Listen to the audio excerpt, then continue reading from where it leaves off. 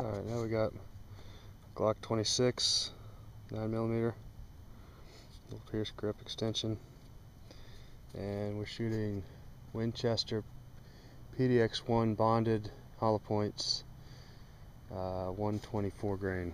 Again, it's with one hand, so I'll do the best I can.